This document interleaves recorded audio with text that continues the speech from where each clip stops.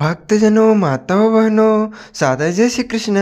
हमारे YouTube channel में आप सभी का बहुत बहुत स्वागत है। सबसे पहले आपको और आपके पूरे परिवार को कार्तिक मास की, दामोदर मास की बहुत बहुत शुभकामनाएं एवं बधाइयाँ। भगवान श्री कृष्ण का, भगवान श्री लक्ष्मी नारायण का, प्रभु श्री दामोदर का भरपूर आशीर्वाद आप सभी के जीवन पर सदैव बना रहे। आप सभी सुखी रहें, स्वस्थ रहें, व्यस्त रहें और मस्त रहें। आज हम आप सभी को कार्तिक मास अध्याय 1 की पहले दिन की कथा सुनाने जा रहे हैं। आप सभी से अनुरोध है कि प्रत्येक कथाओं का श्रवण करें और अध्याय 1 से लेकर 31वें अध्याय तक की कथा का आपको श्रवण करना चाहिए। बोलिए गोपाल कृष्ण भगवान की जय। गुरुर् ब्रह्मा गुरुर्विष्णु गुरुर्देवो महेश्वरः गुरु साक्षात् परब्रह्म तस्मै श्री गुरुवे नमः। श्री अखंड मंडलाकारं व्याप्तनेन चराचरं तत्पदं दर्शितं येन तस्मै श्री गुरुवे नमः। वसुदेवसुतं देवं कंसचाणूरमर्दनं देवकी परमानंदं कृष्णं वंदे जगद्गुरुं। जय जय श्री राधारमण, जय जय नवल किशोर, जय गोपी चित चोर प्रभु, जय जय माखन चोर। मात मेरी श्री राधिका, पिता मेरे घनश्याम, इन दोनों के चरणन में मेरा बारंबार प्रणाम, मेरा बारंबार प्रणाम। मोहिनी मूरत श्याम की वो मन रही समाए, जो मेहंदी के पात में लाली रही समाए। धन यौवन सब एक दिन उड़ जाएंगे, जैसे उड़े कपूर। मन मूरख तू राम भज, क्यों चाटे जगधूर। राम कृष्ण तो एक है, अंतर नहीं निमेष। इनके नयन गंभीर है, उनके चपल विशेष। राधे तू बड़ भागिनी, कौन तपस्या कीन। तीन लोक तारण प्रभु, सो तेरे आधीन। मैं सिमरू माता शारदा, बैठे जिह्वा आए। कार्तिक मास की कथा लिखे कमल हर्षाय। बोलिए श्री लक्ष्मी नारायण भगवान की जय। श्री वृंदावन बिहारी लाल की जय। नैमिषारण्य तीर्थ में श्री सूत जी महाराज ने 88,000 सनकादिक ऋषियों से कहा, अब मैं आपको कार्तिक मास की कथा विस्तार पूर्वक सुनाता हूँ, जिसका श्रवण करने से मनुष्य के सभी पाप नष्ट हो जाते हैं और अंत समय में वैकुंठ धाम की प्राप्ति होती है। सूत जी महाराज ने कहा, श्री कृष्ण जी के अनुमति लेकर देवर्षि नारद के चले जाने के पश्चात सत्यभामा प्रसन्न होकर भगवान कृष्ण से बोली, हे प्रभु, मैं धन्य हुई, मेरा जन्म सफल हुआ। मुझ जैसी त्रैलोक की सुंदरी के जन्मदाता भी धन्य है, जो आपकी 16,000 स्त्रियों के बीच में आपकी परम प्यारी पत्नी बनी। मैंने आपके साथ नारद जी को वह कल्पवृक्ष आदि पुरुष विधि पूर्वक दान में दिया, परंतु वही कल्पवृक्ष मेरे घर लहराया करता है। वह बात मृत्युलोक में किसी स्त्री को ज्ञात नहीं है। हे त्रिलोकीनाथ, मैं आपसे कुछ पूछने की इच्छुक हूँ। आप मुझे कृपया कार्तिक महात्मा की कथा विस्तार पूर्वक सुनाइए, जिसको सुनकर मेरा हित हो और जिसके करने से कल्प पर्यंत भी आप मुझसे विमुख न हो। सूजी बोले, सत्यभामा के ऐसे वचन सुनकर श्री कृष्ण ने हंसते हुए सत्यभामा का हाथ पकड़ा और अपने सेवकों को वही रोकने के लिए कहकर विलास युक्त अपनी पत्नी को कल्पवृक्ष के नीचे ले गए और फिर हंसकर बोले, हे प्रिय, 16,000 रानियों में से तुम मुझे प्राणों के समान प्यारी हो। तुम्हारे लिए मैंने इंद्र एवं देवताओं से विरोध किया था। हे कांते, जो बात तुमने मुझसे पूछी है उसे सुनो। एक दिन मैंने श्री कृष्ण तुम्हारी सत्यभामा इच्छा पूर्ति के लिए गरुड़ पर सवार होकर इंद्रलोक जाकर कल्पवृक्ष मांगा। इंद्र द्वारा मना किए जाने पर इंद्र एवं गरुड़ से घोर संग्राम हुआ और गोलोक में भी गरुड़ जी की गौओं से युद्ध किया। गरुड़ की चोंच की चोट से उनके कान एवं पूंछ काटकर गिरने लगे, जिससे 3 वस्तुएं उत्पन्न हुई। कान से तंबाकू, पूंछ से गोभी और रक्त से मेहंदी बनी। इन तीनों का प्रयोग करने वाले को मोक्ष नहीं मिलता। तब गौओं ने भी क्रोधित होकर गरुड़ पर वार किया, जिससे उनके 3 पंख टूटकर गिर गए। इनके पहले पंख से नीलकंठ, दूसरे से मोर और तीसरे से चकवा चकवी उत्पन्न हुए। हे प्रिय, इन तीनों का दर्शन करने मात्र से ही शुभ फल प्राप्त हो जाता है। यह सुनकर सत्यभामा ने कहा, हे प्रभु, कृपया मुझे मेरे पूर्व जन्म के विषय में बताइए कि मैंने पूर्व जन्म में कौन कौन से दान, व्रत व जप नहीं किए हैं। मेरा स्वभाव कैसा था, मेरे जन्मदाता कौन थे और मुझे मृत्यु लोक में जन्म क्यों लेना पड़ा। मैंने ऐसा कौन सा पुण्य कर्म किया था जिससे मैं आपकी अर्धांगिनी हुई। श्री कृष्ण ने कहा, हे प्रिय, अब मैं तुम्हारे द्वारा पूर्व जन्म में किए गए पुण्य कर्मों को विस्तार पूर्वक कहता हूँ, उसे सुनो। पूर्व समय में सतयुग के अंत में मायापुरी में अत्रि गोत्र में वेद वेदांत का ज्ञाता देव शर्मा नामक एक ब्राह्मण निवास करता था। वह प्रतिदिन अतिथियों की सेवा, हवन और सूर्य भगवान का पूजन किया करता था। वह सूर्य के समान तेजस्वी था। वृद्धावस्था में उसे गुणवती नामक कन्या की प्राप्ति हुई। उस पुत्रहीन ब्राह्मण ने अपनी कन्या का विवाह अपने ही चंद्र नामक शिष्य के साथ कर दिया। वह चंद्र को अपने पुत्र के समान मानता था और चंद्र भी उसे अपने पिता की भांति सम्मान देता था। एक दिन वह दोनों कुश व समाधि लेने के लिए जंगल में गए। जब वे हिमालय की तलहटी में भ्रमण कर रहे थे, तब उन्हें एक राक्षस आता हुआ दिखाई दिया। उस राक्षस को देखकर भय के कारण उनके अंग शिथिल हो गए और वे वहां से भागने में भी असमर्थ हो गए। तब उस काल के समान राक्षस ने उन दोनों को मार डाला। चूंकि वे धर्मात्मा थे, इसलिए मेरे पार्षद उन्हें मेरे वैकुंठ धाम में मेरे पास ले आए। उन दोनों द्वारा आजीवन सूर्य भगवान की पूजा किए जाने के कारण मैं दोनों पर अति प्रसन्न हुआ। गणेश जी, शिव जी, सूर्य व देवी, इन सबकी पूजा करने वाले मनुष्य को स्वर्ग की प्राप्ति होती है। मैं एक होती हुआ भी काल और कर्मों में भेद से 5 प्रकार का होता हूँ। जैसे एक वेददाता, पिता, भ्राता आदि नामों से पुकारा जाता हूँ। जब मैं दोनों विमान पर आरूढ़ होकर सूर्य के समान तेजस्वी रूपवान चंदन की माला धारण किए हुए मेरे भवन में आए, तो वे लोग दिव्य भोगों को भोगने लगे। अब कार्तिक का महीना प्रारंभ हो चुका है।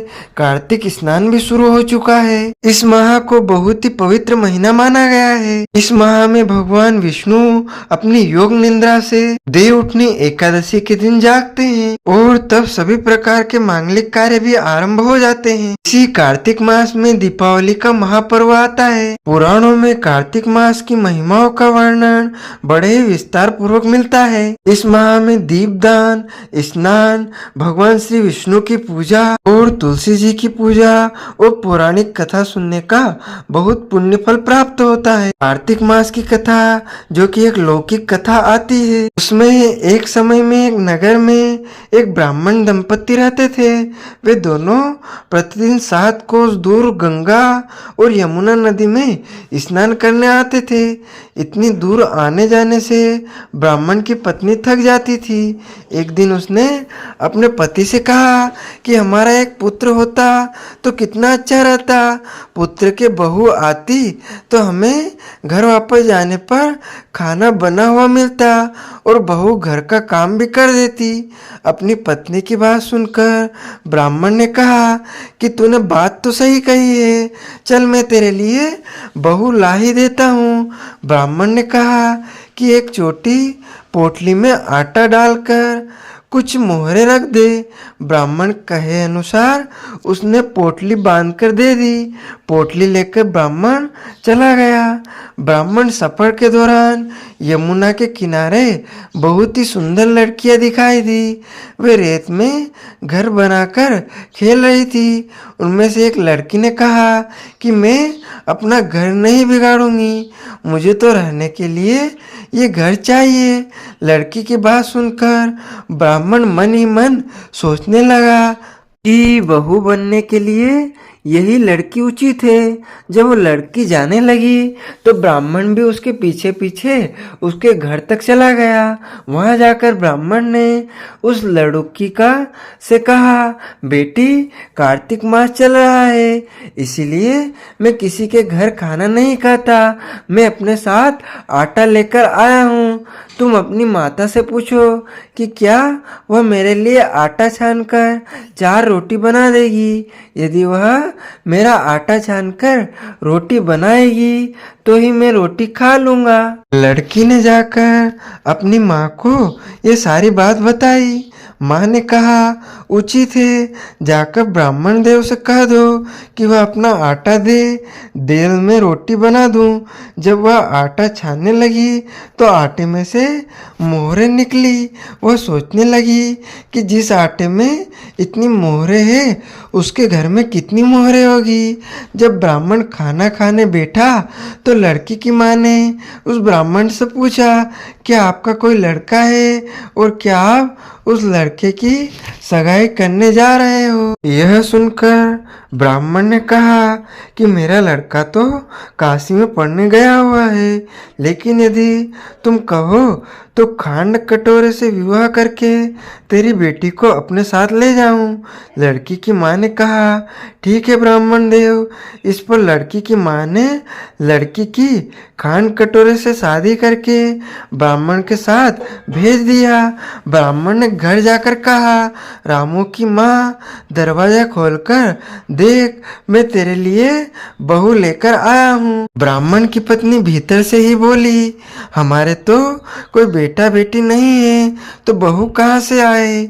दुनिया ताने मारती थी, अब आप भी मारने लगे। ब्राह्मण ने कहा, तुम दरवाजा खोलकर तो देख। जब ब्राह्मणी ने दरवाजा खोला तो सामने बहू खड़ी देखा। उसने बहू का स्वागत किया और आदर सत्कार से अंदर ले गई।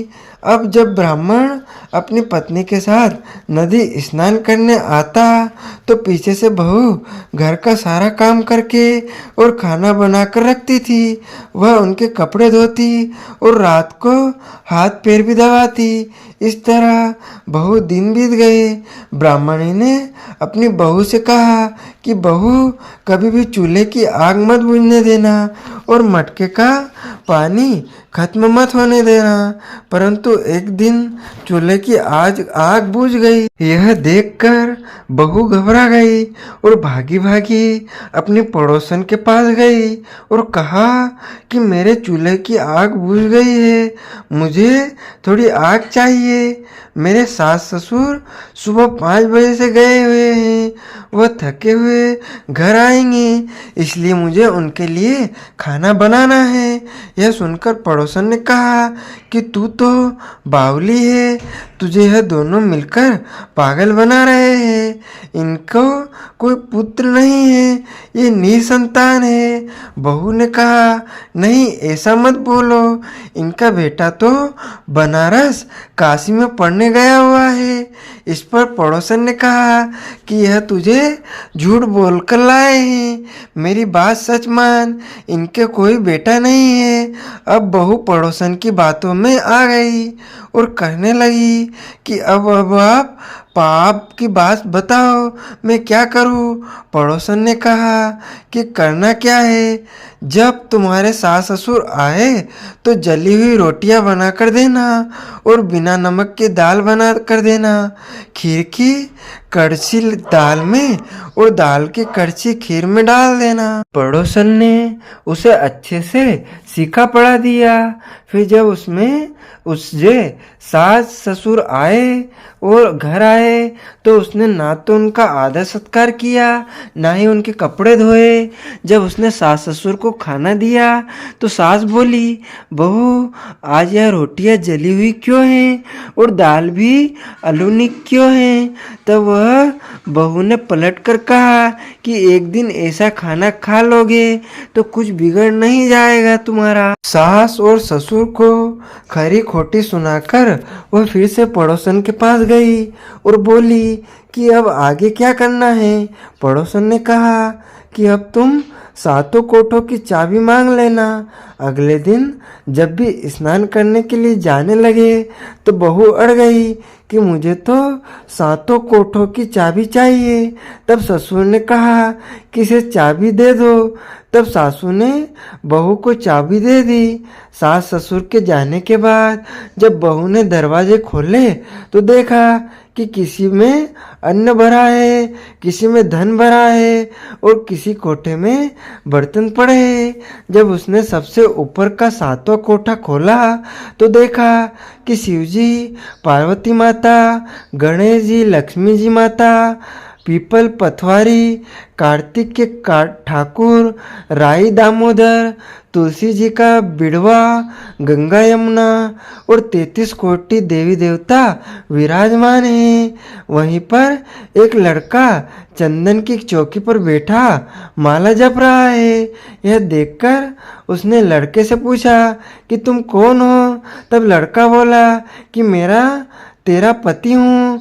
अभी दरवाज़ा बंद कर दे, जब मेरे माता पिता आएंगे तब दरवाज़ा खोलना। यह सब देखकर बहू बहुत खुश हुई और 16 श्रृंगार सुंदर वस्त्र पहनकर अपने सास ससुर का इंतजार करने लगी। उसने अपने सास ससुर के लिए अच्छे से पकवान बनाए। जब उसके सास ससुर घर आए तब उसने उनका आदर सत्कार किया और प्रेम पूर्वक खाना खिलाया और हाथ पैर दबाने लगी। पैर दबाते दबाते बहू ने कहा कि माँ, आपने इतनी दूर गंगा यमुना स्नान करने के लिए जाती हो तो आप थक जाती हो, इसलिए आप घर पर ही स्नान क्यों नहीं करती हो? यह सुनकर सास कहने लगी कि बेटी, गंगा यमुना घर पर तो नहीं बहती है। तब उसने कहा, हाँ माँ जी बहती है, चलो मैं आपको दिखाती हूँ। जब बहू ने सातवां कोठा खोलकर दिखाया तो उसमें शिव जी, पार्वती जी, गणेश जी, लक्ष्मी जी, पीपल पथवारी, कार्तिक के ठाकुर, राई दामोदर, तुलसी जी का बिड़वा, गंगा यमुना बह रही थी और 33 कोटि देवी देवता विराजमान है। वहीं चौकी पर बैठा एक लड़का माला जप रहा है। माँ ने उसे देखकर कहा कि बेटा तू कौन है? लड़का बोला, माँ मैं तेरा बेटा हूँ। तब ब्राह्मणी ने पूछा कि तू कहाँ से आया है? लड़के ने जवाब दिया कि मुझे कार्तिक दे ने भेजा है। माँ ने कहा, बेटा यह संसार कैसे मानेगा कि तू मेरा बेटा है? माँ ने कुछ विद्वान पंडितों से मदद मांगी। पंडितों ने कहा, इस पार बहू बेटा खड़े हो जाएं और उस पार माँ खड़ी हो जाए। माँ ने चमड़े की आंगिया पहनी हो और छाती में से दूध की धार निकलकर बेटे की दाढ़ी मूंछ भीगे और पवन पानी से गठजोड़ बंधे, तब मानेंगे कि यह इस माँ का ही बेटा है। उसने ऐसा ही किया। चमड़े की अंगियां फट गई और छाती में से दूध की धार निकलकर बेटे की दाढ़ी मूंछ भीग गई। पवन पानी से बहू बेटे का गठजोड़ बन गया। यह सब देखकर ब्राह्मण और उसकी पत्नी की खुशी का ठिकाना न रहा। तो यह थी कार्तिक मास की दिव्यमयी एवं पुण्यमय कथा। हे कार्तिक के ठाकुर, जैसे ब्राह्मण और ब्राह्मणी को बहू बेटा दिया वैसे सबको देना। कार्तिक मास की कथा कहने, सुनने और होकारा भरने वाले सब पर कृपा करना। यह कार्तिक मास का स्नान का ही उनको पुण्य फल प्राप्त हुआ, क्योंकि दोनों पत्नी पत्नी दोनों ही नियमित रूप से कार्तिक स्नान करते थे। कार्तिक मास का स्नान का उनको यह बड़ा भारी पुण्य फल प्राप्त हुआ। बोलिए लक्ष्मी नारायण भगवान की जय। अच्युतम केशवम राम नारायणम श्री कृष्ण दामोदरम वासुदेवम भजे श्रीधरम माधवम गोपिका वल्लभम श्री जानकी नायकम श्री राम चंद्रम भजे। जानकी मनोहरम सर्वलोकनायकम श्री शंकरादिसेवितम पुण्य नाम कीर्तनम श्री राम राम राम नाम तायकम रामकृष्ण वासुदेवा भक्ति मुक्तिदायकम रामकृष्ण वासुदेवा भक्ति मुक्तिदायकम। बोलिए श्री कृष्ण चंद्र भगवान की जय। श्री लक्ष्मी नारायण भगवान की जय। भक्तजनों, माताओं, बहनों, यदि आप कार्तिक मास स्नान के निमित्त कोई भी दान पुण्य करना चाहते हैं तो आप हमारे फोन पे QR कोड के माध्यम से पहुंचा कर कार्तिक मास स्नान का संपूर्ण पुण्य लाभ प्राप्त कर सकते हैं। साथ ही आप सभी से अनुरोध है, हमारे इस ज्ञानवर्धक वीडियो को अधिक से अधिक शेयर करें, लाइक करें, कमेंट करें तथा आपने अभी तक सब्सक्राइब नहीं किया है तो इसी प्रकार ज्ञानवर्धक वीडियो प्राप्त करने के लिए अभी और इसी समय सब्सक्राइब अवश्य कर ले। आपको और आपके पूरे परिवार को सादर जय श्री कृष्ण, सादर धन्यवाद।